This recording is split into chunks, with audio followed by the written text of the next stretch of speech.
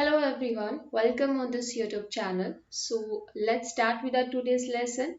So the first question for today's discussion is what kind of nature of sterol in the plasma membrane of RBC and mycoplasm? आपसे पूछा गया है कि RBC और mycoplasma की plasma membrane के अंदर कौन से टाइप के स्टीरोल आपको देखने को मिलते हैं। तो देखिए सबसे पहले हम माइकोप्लाज्म की बात करते हैं। माइकोप्लाज्म हमारे वो ऑर्गेनिजम्स होते हैं, एक सेकेंड, यस। सो माइकोप्लाज्म की अगर हम बात करें, mycoplasma it is the smallest bacteria जिसके बारे में आप सभी ने पढ़ा है कि माइकोप्लाज्म को हम लोग पीपीएलओ के नाम से भी जानते हैं। और इनकी खास बात क्या है कि इनके पास सेल वॉल एब्सेंट होती है, यानी कि इनके पास सेल वॉल नहीं होती। अगर आप किसी भी सेल के अंदर सेल वॉल की फंक्शनैलिटी की बात करते हो तो बैक्टीरियल सेल के अंदर और प्लांट सेल के अंदर आपको सेल वॉल देखने को मिलती है। सेल वॉल का काम होता है एक वेल डिफाइंड स्ट्रक्चर को मेंटेन रखना, एक साइज, एक फॉर्म को मेंटेन करके रखना, साथ ही साथ ऑस्मोटिक इंटीग्रिटी को मेंटेन करके रखना। सेल वॉल की अगर मेन फंक्शन की बात करते हैं तो इसका मेन फंक्शन होता है प्रोकैरियोटिक सेल की ऑस्मेटिक इंटीग्रिटी को ये मेंटेन करके रखता है। सेल वॉल एक पोरस स्ट्रक्चर होती है जिसमें से आपकी प्लाज्मा मेम्ब्रेन की तरह ये सेमी परमेबल इन नेचर नहीं होता। सेल वॉल एक पोरस स्ट्रक्चर है, ये परमेबल होता है, बहुत सी चीजों के पास होने देता है। ठीक है, तो ये ऑस्मोटिक इंटीग्रिटी का इसका काम होता है। इतनी बात क्लियर हो गई। अब अगर हम एक प्रोकैरियोटिक सेल और एक यूकैरियोटिक सेल को कंपेयर करें तो क्वेश्चन आता है कि भाई एनिमल सेल के पास सेल वॉल नहीं है और प्रोकैरियोटिक सेल में सेल वॉल प्रेजेंट होती है। उसका एक रीजन ये भी होता है क्योंकि सेल वॉल आपकी प्रोकैरियोटिक सेल का शेप और उसका स्ट्रक्चर मेंटेन करके रखती है। यूकैरियोटिक सेल के अंदर बहुत सारे साइटोस्केलेटल ऑर्गेनेल्स प्रेजेंट है और बहुत सारे साइटोस्केलेटल कंपोनेंट प्रेजेंट है जो उसकी परफेक्ट शेप को मेंटेन करके रखते हैं। बट प्रोकैरियोटिक सेल बहुत ही सिंपल सा होता है, इसलिए उसके अंदर सेल वॉल प्रेजेंट होती है जो उसकी ऑस्मोटिक इंटीग्रिटी को मेंटेन करके रखता है। क्लियर। हमसे पूछा गया है कि आरबीसी और माइकोप्लाज्म की प्लाज्मा मेम्ब्रेन में कौन सा स्टीरोल आपको देखने को मिलता है। अगर हम स्टीरोल की फंक्शनैलिटी की बात करते हैं तो प्लाज्मा मेम्ब्रेन का नेचर होता है कि वो लिपोप्रोटीनियस इन नेचर होती है, लिपिड बायलेयर होती है और उसके अंदर प्रोटीन एम्बेडेड होते हैं। प्रोटीन पेरिफेरल प्रोटीन भी हो सकते हैं, इंटीग्रल प्रोटीन भी हो सकते हैं और कुछ हमारे ट्रांसमेम्ब्रेन प्रोटीन भी हो सकते हैं। ठीक है, इतनी बात आप सभी को पता है। उसी के साथ साथ हम देखते हैं कि हमारी जो प्लाज्मा मेम्ब्रेन होती है उसके अंदर बहुत सारे अलग अलग टाइप के स्टीरोल मॉलिक्यूल भी प्रेजेंट है। अगर हम एनिमल सेल की बात करते हैं तो एनिमल के केस में आपको कोलेस्ट्रॉल देखने को मिलता है और कोलेस्ट्रॉल के बारे में आप सभी को पता है। कोलेस्ट्रॉल का मेन फंक्शन होता है मेम्ब्रेन की फ्लूइडिटी को मेंटेन करके रखना। ये आपकी मेम्ब्रेन को फ्लूइड नेचर प्रोवाइड करता है, इसलिए हमारी बॉडी के अंदर कोलेस्ट्रॉल की प्रेजेंस जरूरी होती है। और हम दो कैटेगरी में भी डिवाइड कर देते हैं कोलेस्ट्रॉल को, bad cholesterol, good cholesterol. Good cholesterol जो आपकी बॉडी के लिए अच्छा होता है और बैड कोलेस्ट्रॉल जो आपकी बॉडी के लिए खराब होता है। ठीक है, अगर हम यहाँ से कुछ और पॉइंट लिंक करें तो देखिए हम लोग कहते हैं कि हमें ना जो सैचुरेटेड और अनसैचुरेटेड फैट होती है हमारी, हम फैट को दो कैटेगरी में डिवाइड करते हैं, एक होती है सैचुरेटेड फैट, एक होती है अनसैचुरेटेड फैट। तो हम लोग कहते हैं कि हमें अपनी डाइट के अंदर अनसैचुरेटेड फैट को बढ़ाना चाहिए, सैचुरेटेड को कम करना चाहिए। उसका रीजन ये होता है क्योंकि सैचुरेटेड फैट हमारी बॉडी के अंदर बैड कोलेस्ट्रॉल के अमाउंट को बढ़ा देती है जो हमारे लिए हार्मफुल होता है। ठीक है, सो कोलेस्ट्रॉल की कहानी आपको समझ में आई। तो हम यहाँ से कह सकते हैं कि जो आरबीसी है और माइकोप्लाज्म है, आरबीसी आपको देखिए इनको हम लोग इरिथ्रोसाइट सेल्स भी कहते हैं। इनका मेन काम होता है ब्लड को कैरी करना। अब ये ब्लड को कैरी क्यों करती है, क्योंकि इनके पास कैरियर पिगमेंट प्रेजेंट होता है और ये कैरियर होता है हमारा हीमोग्लोबिन। अब हीमोग्लोबिन की ही अगर हम इस क्वेश्चन से थोड़ी सी बात करें तो हीमोग्लोबिन हमारा एक क्वाटनरी प्रोटीन होता है। ठीक है, इसके अंदर 4 सब यूनिट्स होती है। Haem word is related with the iron molecule and globin तो आपको पता है इट इज ग्लोबुलिन प्रोटीन। ठीक है, तो ये हीमे ग्रुप और आपके ग्लोबिन प्रोटीन से मिलकर बना है हीमोग्लोबिन। आयरन की प्रेजेंस की वजह से ये ऑक्सीजन को कैरी कर सकता है, ठीक है। तो इसीलिए हमारी जो आरबीसीज होती हैं वो रेड कलर इम्पार्ट करती है, बिकॉज उसके पास हीम ग्रुप प्रेजेंट होता है और वो ऑक्सीजन को कैरी कर सकती है, ठीक है। आरबीसी हमारी यूकैरियोटिक सेल में प्रेजेंट होता है, यूकैरियोटिक बॉडी के अंदर प्रेजेंट होता है, आपको पता ही है। तो माइकोप्लाज्म के पास क्योंकि सेल वॉल नहीं है, इसलिए माइकोप्लाज्म के कुछ फीचर्स आपके नॉर्मल यूकैरियोटिक सेल से भी सिमिलर होते हैं, जैसे कि माइकोप्लाज्म के केस में हालांकि वो बैक्टीरिया है, स्टिल उसकी प्लाज्मा मेम्ब्रेन के अंदर जो स्टीरोल ग्रुप प्रेजेंट होता है इट इज कोलेस्ट्रॉल, ठीक है। ओके, अगर हम बाकी स्टीरोल की बात करते हैं, आर्गिस्टीरोल जो होता है ये आपको फंजाई के केस में देखने को मिलता है, यानी कि जो फंजाई है उनकी प्लाज्मा मेम्ब्रेन के अंदर आपको आर्गिस्टीरोल देखने को मिलेगा। स्टिग्मा स्टीरोल की बात करें तो ये हमारे प्लांट में आपको देखने को मिलता है, ठीक है। इसे याद भी आप ऐसे कर सकते हो, स्टिग्मा स्टिग्मा आपको प्लांट में देखने को मिलता है, तो स्टिग्मा स्टीरोल प्लांट के केस में। क्लियर। लिपिड रैफ्ट्स की बात करें तो बैक्टीरिया की जो मेम्ब्रेन होती है प्लाज्मा मेम्ब्रेन, उसके अंदर स्पेसिफिक टाइप के डोमियंस प्रेजेंट होते हैं। ये लिपिड डोमियंस के अंदर क्या क्या चीजें प्रेजेंट होती हैं? कोलेस्ट्रॉल होता है, कोलेस्ट्रॉल के साथ में sorry, not bacterial, lipid rafts is not specified to bacterial organism, ये माइक्रोब्स में आपके प्रेजेंट होते हैं, ठीक है। माइक्रोब्स में प्रेजेंट होते हैं जिसके अंदर लिपिड डोमियंस में कोलेस्ट्रॉल, साथ में स्फिंगोलिपिड्स और ग्लाइकोप्रोटीन्स, इन तीन चीजों को मिला के एक well structured highly organise structure बनती है जिसे हम कहते हैं lipid rafts. Lipid rafts membrane के अंदर फ्रीली फ्लोट कर सकते हैं, मूव कर सकते हैं। अगेन इनका भी जो फंक्शन है वो इतना क्लियर नहीं है, कंट्रोवर्शियल है इनका फंक्शन, लेकिन ऐसा माना जाता है कि ये भी आपकी जो प्लाज्मा मेम्ब्रेन है उसको प्रोटीन ट्रैफिकिंग में और सिग्नल ट्रांसडक्शन में ये हेल्प करते हैं। क्लियर। सो देखिए एक क्वेश्चन से हमने कितनी सारी बातें क्लियर कर ली, राइट। ओके, एक चीज और मैं यहाँ से ऐड करना चाहूंगी। अभी हमने क्या क्या चीजें बात करी, देखिए अभी हमने ये बात करी कि फंजाई के अंदर कौन सी आपका स्टीरोल ग्रुप प्रेजेंट होता है, इट इज आर्गिस्टीरोल, ठीक है। हमने एनिमल सेल की बात करी कि एनिमल सेल के अंदर जो स्टीरोल ग्रुप प्रेजेंट होता है इट इज कोलेस्ट्रॉल। अगर हम लोग प्लांट की बात करते हैं तो प्लांट के अंदर हमारा stigma sterol. Now the question is कि बैक्टीरिया की मेम्ब्रेन के अंदर कौन सा स्टीरोल ग्रुप प्रेजेंट होता है। तो देखिए बैक्टीरिया के केस में ना तो उनकी प्लाज्मा मेम्ब्रेन कोलेस्ट्रॉल को कैरी करती है, ना ही स्टिग्मा स्टीरोल को। इनके पास एक अलग ही टाइप का स्टीरोल मॉलिक्यूल प्रेजेंट है जिसे हम कहते हैं होपानॉइड्स। ये आपसे पूछा जा सकता है कि बैक्टीरिया के अंदर कौन सा स्टीरोल ग्रुप प्रेजेंट है, बिकॉज ये इंपॉर्टेंट है क्योंकि बैक्टीरियल मेम्ब्रेन के अंदर ऐसा कोई स्टीरोल ग्रुप प्रेजेंट नहीं है अदर देन दी होपानॉइड। जो काम कोलेस्ट्रॉल आपकी सेल के अंदर परफॉर्म करता है वही काम बैक्टीरियल ऑर्गेनिज्म के अंदर होपानॉइड परफॉर्म करता है, ठीक है। सो आप इस बात को याद रखेंगे कि बैक्टीरिया के अंदर जो स्टीरोल ग्रुप प्रेजेंट है it is known as hopanoid. Okay, अगर हम यहाँ पे माइकोप्लाज्म के स्ट्रक्चर देखते हैं तो देखिए माइकोप्लाज्म का वेरी सिंपल स्ट्रक्चर, क्योंकि माइकोप्लाज्म के स्ट्रक्चर में सिंपली आपको देखने को मिलेगा कि सराउंड करके रखती है एक प्लाज्मा मेम्ब्रेन की कवरिंग जो कि एक सिंगल लेयर कवरिंग है, ठीक है। Single layer in the sense कि इसके बाहर कोई एक्सटर्नल लेयर प्रेजेंट नहीं है, लाइक कोई सेल वॉल नहीं है, कोई कैप्सूल नहीं है, कोई आउटर मेम्ब्रेन नहीं है, जिससे कि दूसरे बैक्टीरिया में आपको देखने को मिलता है।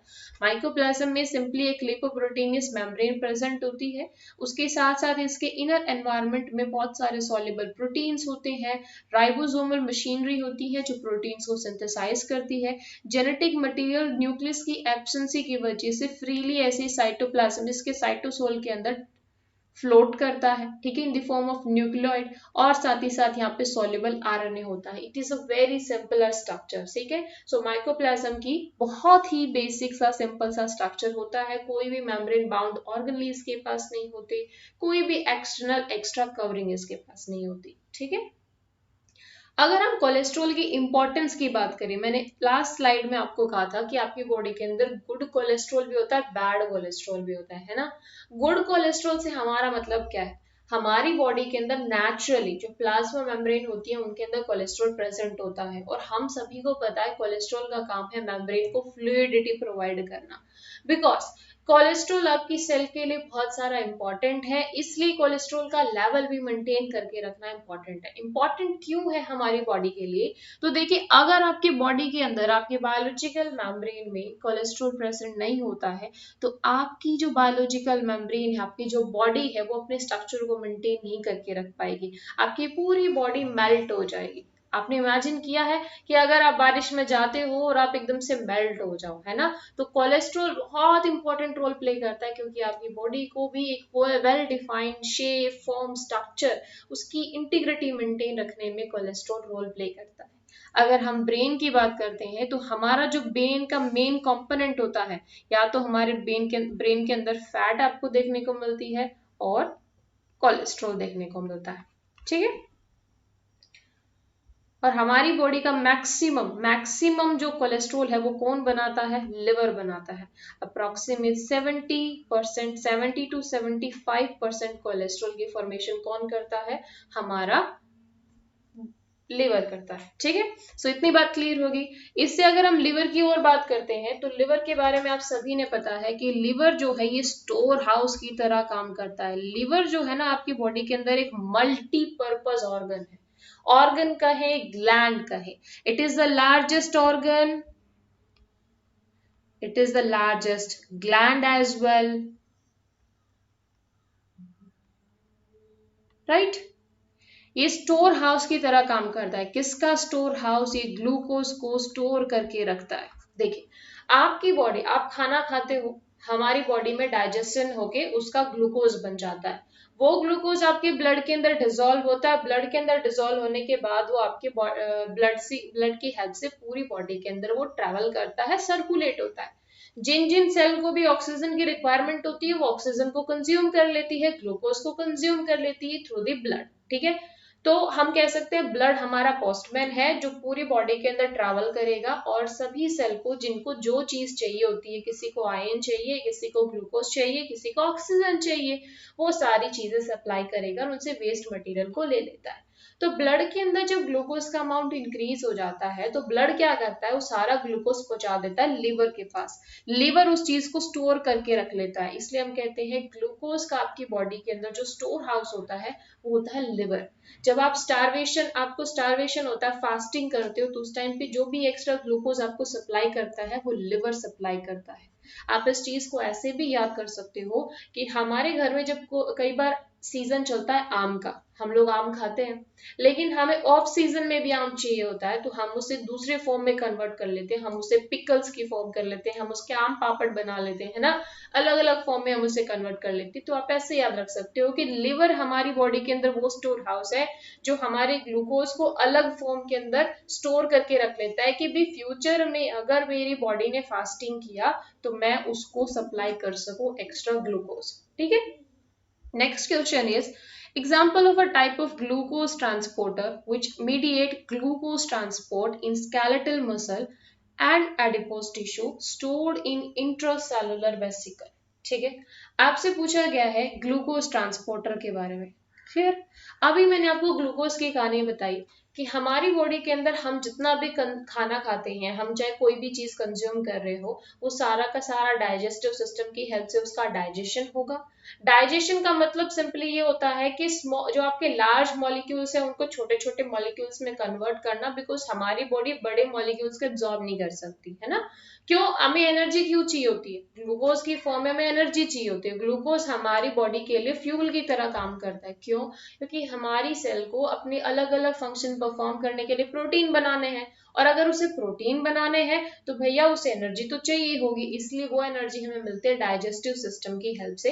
तो डाइजेशन हुआ, ग्लूकोज आई, ग्लूकोज को ब्लड में ग्लूकोज आपका ब्लड में गया, डिफ्यूजन हुआ, ब्लड पूरा सर्कुलेटरी सिस्टम आपका क्या काम करता है? पोस्टमैन की तरह काम करता है। हर एक सेल के पास, हर एक टिश्यू के पास आपका ब्लड जाएगा, ब्लड वेसल्स के अंदर एक्सचेंज हुआ, अगर गैशियस एक्सचेंज हुआ तो ब्लड के थ्रू हुआ, ऑक्सीजन कार्बन डाइऑक्साइड का एक्सचेंज, अगर न्यूट्रिशन अगर किसी सेल को चाहिए तो भी ब्लड के थ्रू, और वेस्ट मटेरियल अगर अपना कोई भी सेल निकालती है वो भी ब्लड के थ्रू, ठीक है। ठीक है, तो अब क्या होता है, जब ग्लूकोज आपकी सेल के पास पहुंचता है तो ऐसा तो है नहीं कि सेल ने अपना ग्लूकोज ऐसे डिफ्यूजन, मतलब अगर हम मैं ऐसे बायोलॉजिकल टर्म में कहूँ तो कोई भी बायोलॉजिकल सेल ग्लूकोज को ऐसे ही डायरेक्टली एब्जॉर्ब नहीं कर सकती। उसे ग्लूकोज को एब्जॉर्ब करने के लिए सबसे पहले क्या चाहिए होते हैं, ग्लूकोज ट्रांसपोर्टर चाहिए होते हैं। रीजन इज, आप इस चीज को ऐसे समझिए कि मैंने आपको last, I think last to last lesson में मैंने आपको ब्रीफली एक्सप्लेन किया था कि हमारी जो बायोलॉजिकल मेम्ब्रेन होती है वो सिलेक्टिवली परमिएबल होती है, वो कुछ एक सॉल्यूट मॉलिक्यूल को ही पास होने देती है। सो ग्लूकोज भी हमारा ऐसा मॉलिक्यूल है जिससे आपकी बायोलॉजिकल मेम्ब्रेन पास नहीं होने देगी। पास नहीं होने देने का मतलब ये है कि सिंपल डिफ्यूजन से ग्लूकोज ट्रांसपोर्ट नहीं हो सकता। अगर सिंपल डिफ्यूजन होता भी है तो बहुत ही कम एक्सटेंट तक होता है। ठीक है, सो इसके लिए क्या चाहिए, अगर सेल को, ये सपोज आपकी सेल है और यहाँ से आपकी ब्लड वेसल जा रही है, इस ब्लड वेसल के साथ, इस ब्लड के अंदर आपका ग्लूकोज मॉलिक्यूल ऐसे प्रेजेंट है।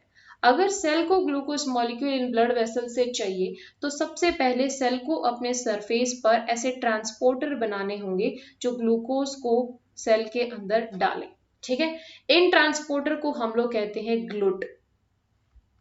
ठीक है, ये होते हैं हमारे ग्लूकोज ट्रांसपोर्टर। ग्लूकोज ट्रांसपोर्टर ऐसे ट्रांसपोर्टर जो सेल के सरफेस पर प्रेजेंट होते हैं, जो एक चैनल की तरह काम करते हैं, जिनका काम होता है ब्लड वेसल से, अगर ये हमारी ब्लड वेसल है तो इन ब्लड वेसल से ग्लूकोज को कैरी करना और उसको डिफ्यूज करके सेल के अंदर पहुंचाना। ठीक है, ताकि ग्लूकोज को यूज करके आपकी सेल ऑक्सीडेटिव फॉस्फोरिलेशन प्रोसेस को परफॉर्म कर सके, एटीपी का प्रोडक्शन कर सके, और एटीपी का प्रोडक्शन होगा मतलब एनर्जी मिलेगी, और एनर्जी मिलेगी तो सेल यहाँ से प्रोटीन का प्रोडक्शन कर पाएगी, और प्रोटीन का प्रोडक्शन होगा तो सेल अपना फंक्शन परफॉर्म कर पाएगी, है ना। क्योंकि हमारी जितनी भी बायोलॉजिकल सेल्स होती हैं सभी प्रोटीन फॉर्म करके ही अपने फंक्शन को परफॉर्म करती है, चाहे उनका कोई भी फंक्शन क्यों ना हो। ठीक है, लेकिन उस प्रोटीन को बनाने के लिए उसे एनर्जी चाहिए होती है और उस एनर्जी के लिए उन्हें ग्लूकोज चाहिए होता है। ठीक है, सो ग्लूकोज ट्रांसपोर्टर समझ में आया। अब हमसे पूछा गया है कि ग्लूकोज ट्रांसपोर्टर के बारे में हमें बताना है, which mediate glucose transport in skeletal muscle. हर एक टाइप की सेल के अंदर अलग अलग टाइप के ग्लूट होते हैं, यानी कि इनको हम अलग अलग टाइप के ग्लूट होते हैं।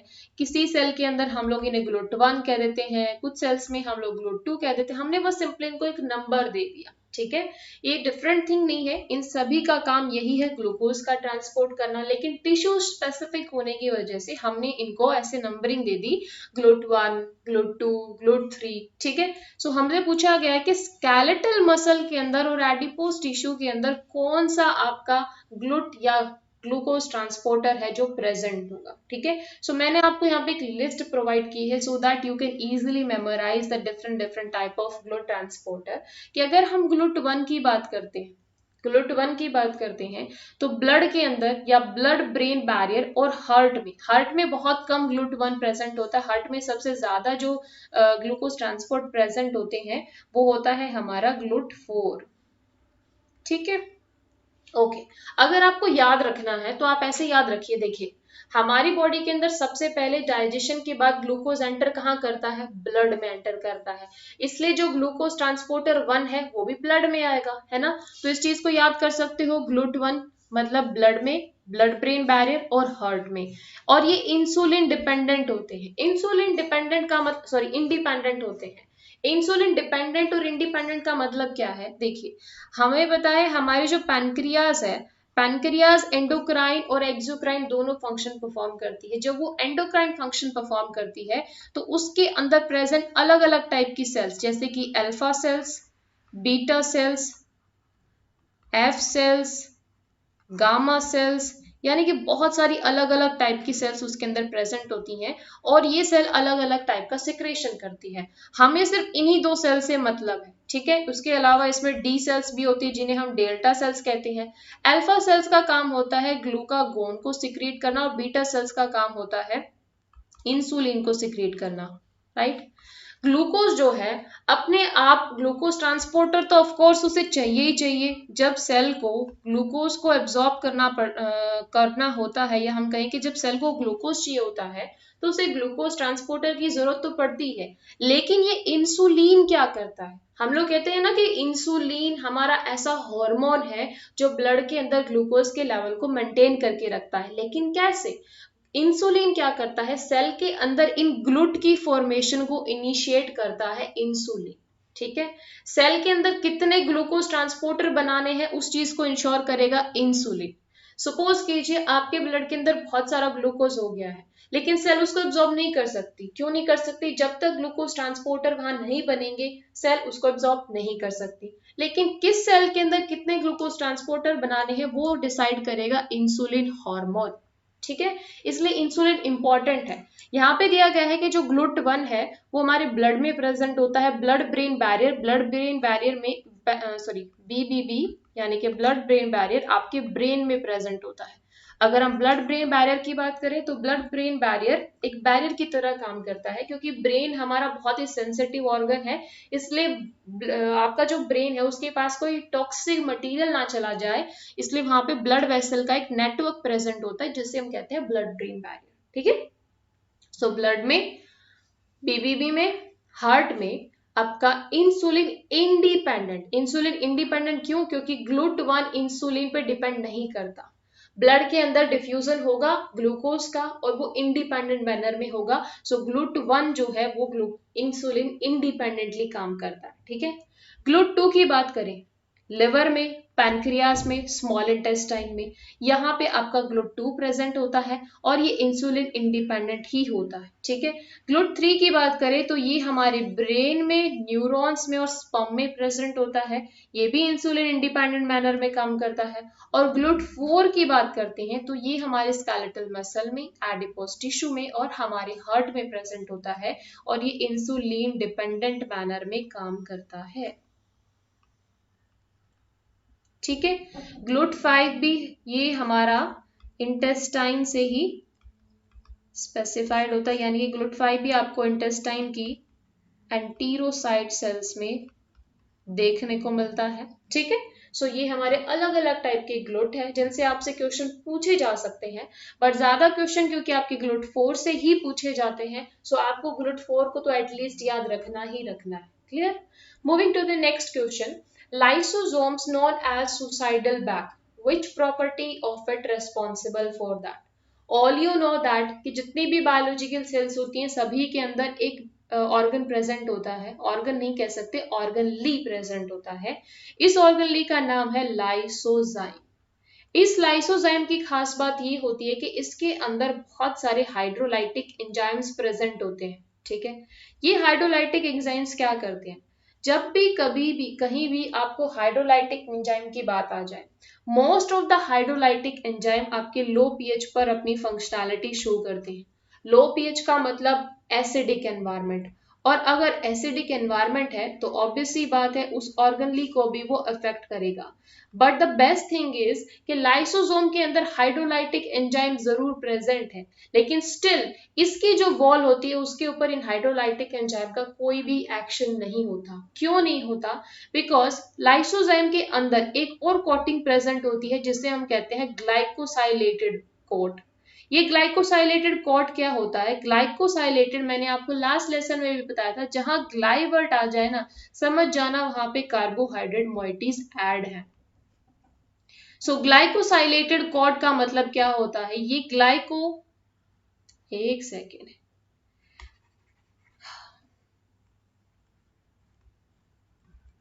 इस ग्लाइकोसाइलेटेड कॉड का फायदा क्या होता है कि कार्बोहाइड्रेट की इनर कोटिंग बन जाती है जो लाइसोसोम को इन एंजाइम्स की हाइड्रोलाइटिक एक्टिविटी से प्रोटेक्ट करके रखता है। ठीक है, अब हम एंजाइम्स की बात करते हैं। इन हाइड्रोलाइटिक एंजाइम का फायदा क्या होता है कि जब आपकी बायोलॉजिकल सेल के अंदर सपोज कोई भी डिफेक्टिव प्रोटीन बन गया, प्रोटीन मशीनरी राइबोसोम है, राइबोसोम मशीनरी ऐसा तो है नहीं एवरी टाइम वो अच्छे अच्छे प्रोटीन ही बनाएगी, डिफेक्ट तो हर जगह हो सकता है। सो प्रोटीन के अंदर कोई डिफेक्ट आ गया तो अब सेल को उन डिफेक्टिव प्रोटीन को रिमूव करना होगा, है ना। तो जो लाइसोसोम्स होता है वो क्या करते हैं, उन डिफेक्टिव प्रोटीन को अपने हाइड्रोलाइटिक एंजाइम की एक्टिविटी की वजह से रिमूव कर देते हैं, ठीक है। तो यहाँ पे जो आंसर हो जाता है it is due to hydrolytic activity, क्योंकि इसके अंदर बहुत सारे हाइड्रोलेज एंजाइम प्रेजेंट हैं जो हाइड्रोलाइटिक एक्टिविटी को शो करते हैं। इसी वजह से जो लाइसोसोम है उसको हम लोग सुसाइडल बैग भी कहते हैं, कि इसके अंदर बहुत सारे हमारे एंजाइम्स प्रेजेंट है जो सेल का जितना भी गार्बेज है उसको रिमूव करने में हेल्प करते हैं, ठीक है। यहाँ पे इसकी स्ट्रक्चर आप देखिए, इसके आउटर यहाँ पे मेम्ब्रेन प्रेजेंट होती है, क्योंकि लाइसोसोम हमारे सिंगल मेम्ब्रेन ऑर्गनली होते हैं, इनके पास डबल लेयर नहीं प्रेजेंट होती, सिंगल मेम्ब्रेन, ठीक है। यस, सो इनकी सिंगल मेम्ब्रेन के इनर साइड में एक कोटिंग प्रेजेंट होती है, लिपिड लेयर प्रेजेंट होगी और उस लिपिड लेयर के साथ ग्लाइकोसाइलेटेड मेम्ब्रेन प्रेजेंट होती है, ठीक है। जिसका फायदा क्या होता है कि जितने भी हाइड्रोलाइटिक एंजाइम इसके इनर एनवायरनमेंट में प्रेजेंट है उनका इसके ऊपर कोई एक्शन नहीं होगा, clear. Moving to the next question, correct explanation for the functioning of antidiuretic hormone. Antidiuretic hormone का है ADH हार्मोन कहें, या हम इसे एक और हार्मोन कह सकते हैं वैसोप्रेसिन। आपसे पूछा गया है correct explanation for the functioning of antidiuretic hormone. Antidiuretic hormone के बारे में थोड़ा सा बताती हूँ, देखिए इसका करेक्ट ऑप्शन आपका होगा, it increase the glucose absorption from the renal tubule, regulate the water retention, yes it regulate the water retention by mobilizing AQP2 molecule, ये water retention को regulate करता है। देखिए सिंपल सा याद करने का फंडा है, एंटी ड्यूरेटिक हार्मोन मतलब ये कि ये आपका डाइल्यूशन को क्या कर रहा है, उसके अगेंस्ट काम कर रहा है, ठीक है। डाइल्यूशन का मतलब क्या है, जब आपकी बॉडी के अंदर डाइल्यूशन बढ़ जाता है ना तो यूरिनेशन की प्रोसेस है वो बढ़ जाती है, यानी कि यूरिनेशन का अमाउंट बढ़ जाता है। एंटी ड्यूरेटिक यानी कि ये डाइल्यूशन को कम करेगा, किसके डाइल्यूशन को कम करेगा, ब्लड वेसल में जो ब्लड प्रेजेंट है उसके डाइल्यूशन को कम करेगा। एंटी वर्ड लग गया मतलब अगेंस्ट काम कर रहा है, और अगर ये एंटी डाइल्यूशन है मतलब एंटी ड्यूरेटिक है मतलब ये कि यूरिनेशन को डिक्रीज कर रहा है, ठीक है। अब यूरिन के अंदर वाटर के अमाउंट को डिक्रीज करेगा तभी तो यूरिनेशन डिक्रीज होगा। सो हम कह सकते हैं जो आपका एंटी ड्यूरेटिक हार्मोन है ये आपका ADH क्या काम करता है कि ब्लड के अंदर जो वाटर प्रेजेंट है ना उसके अमाउंट को बढ़ाएगा, ठीक है। नो ऐसे नहीं समझते, हम इसे ऐसे समझते हैं कि जब आप यूरिनेशन, आपकी बॉडी के अंदर यूरिनेशन होता है तो यूरिनेशन क्यों होता है कि उस यूरिन के अंदर वाटर का अमाउंट प्रेजेंट होता है, कुछ हमारा वेस्ट मटेरियल प्रेजेंट होता है, उसमें यूरिया प्रेजेंट होता है, ठीक है। सो आपकी बॉडी में किसी भी पर्पस की वजह से डिहाइड्रेशन हो गया, बॉडी को इनफ अमाउंट में वाटर नहीं मिल रहा है, तो हमारी बॉडी ऐसे में क्या करती है, हमारी बॉडी ADH का सिक्रेशन करती है।